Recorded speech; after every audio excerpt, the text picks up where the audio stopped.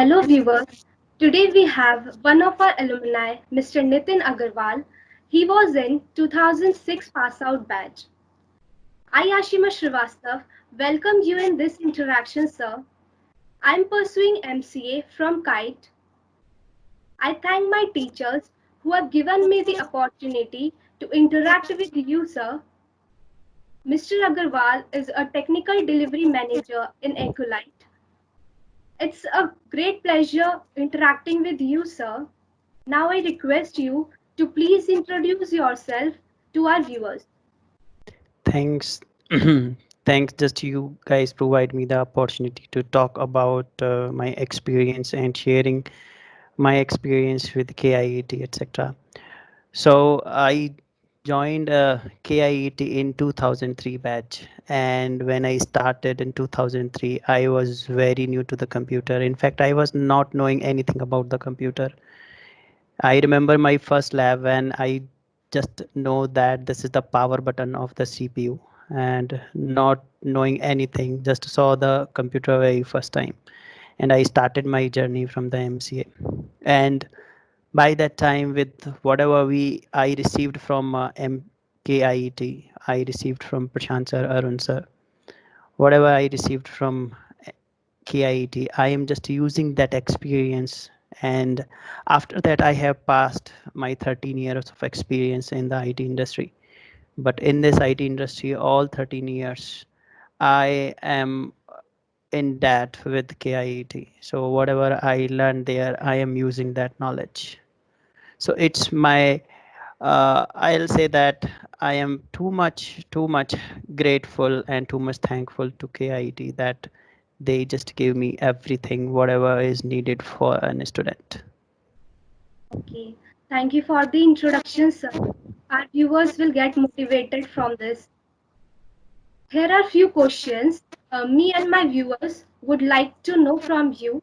So my first question to you is, can you guide us about various job opportunities in IT sectors? So if you talk about IT sectors, then there are a lot of different opportunities of IT sectors. Very first thing which needs to be understood to the students is IT field is not a field where the jobs is just limited to a single thing. Few students thinks that the Java is the end of the word or .NET is the end of the word or some machine learning is the end of the word, but it is not like that. So in my experience of 13 years, we have different areas. So many different areas are there, and we need people everywhere. Means we need very smart people also, and we need people those are not very smart but laborious. So many kind of work is there. So it is not truth that people are thinking that one needs to be too much sharp in algorithm, too much sharp in technology, too much sharp in everything. Yes, if you are too much sharp in algorithm, then there is a different place for you, and definitely you will be at a different level. But it doesn't mean that who are not very sharp in technically or on an algorithm, they do not have the place in the market. That is also not true. Okay, sir. So the technical and non-technical students don't have to worry about this. They have only have their guts to speak in front of others and just grab the opportunity they have. Yes, the very first thing is that communication skills is very important. If you cannot communicate in IT world, it doesn't matter how much technical stuff you have with you will not get success. So it's always about your communication. If the communication is not good, trust me, it will be very difficult that you will grow in this IT sector. Okay.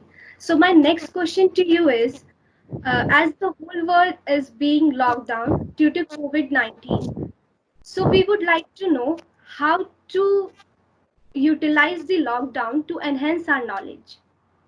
So basically, what I suggest is that what I am still following these days, that in the lockdown period, if most of the time I just get engaged with my office work, but apart from that, whenever I get time, I want to spend that time with the books. With the books means with those technologies which I just wanted to learn, but with the with many different reasons like. work pressure, etc. I was not able to do that, but I just started brushing up those skills. So if you talk about skills in this IT world, then in this IT world, technology is endless. Means you cannot get everything out of the technology. So you need to just select your selected areas where you think that you are the best. Okay, thank you, sir. And now my next question is, as we know, it's very necessary to have a right path. So I would like to know that what was your career path that led to you at your current position? So I'll just share my whole journey from the starting. I passed out in 2006, and just after passing out the 2006, I get a job in a small firm that was Summit Information Technology, and that was very small firm, and I was just getting very less stipend over there. But I didn't give up, and I learned by myself with the help of my teachers, and just keep myself updated with the latest technology. And then after that I get chance to work with mdocs, Oracle, Walmart, multiple different MNCs I have worked with. Now presently I am at a position of technical delivery manager, where I am responsible for my team deliveries. Technically I help them, and I design, I architect, so many things I do with my career path. But what I suggest to the students is never give up. And never give up is the very first thing. Second thing is that if you think that you can achieve it, then you should go after that.